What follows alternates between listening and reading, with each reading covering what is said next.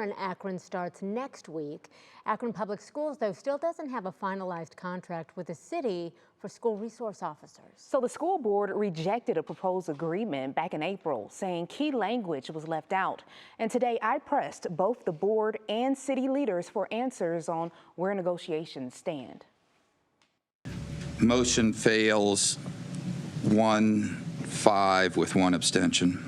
It's been nearly 4 months since the Akron School Board voted down a contract with the City of Akron to keep school resource officers in their buildings. The administrator in that building should be able to tell that officer that they need to leave, and that officer should then exit the premise at that point. That's the crux of the issue, according to School Board President Carla Jackson. Well, we want to make sure that we have something in writing so then we know if you're asked to leave that you're supposed to exit. The stalemate stems from an incident last October at Firestone Community Learning Center. A student is seen refusing to go through a metal detector and tries to force his way through police officers.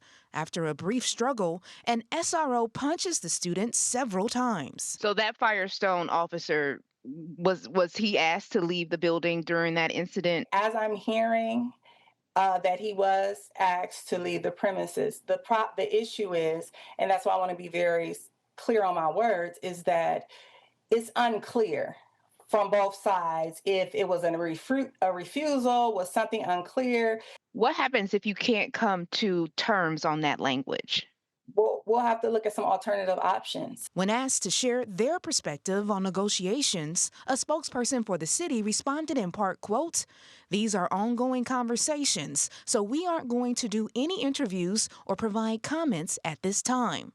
However, Jackson guarantees the board will make sure schools are protected.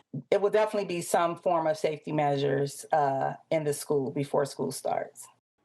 And Jackson says the city has to abide by their collective bargaining agreement with the police union. She adds that agreement does not include any input from or negotiations with the district. There is a school board meeting tonight, and right now, a vote on the SRO contract is not on the agenda.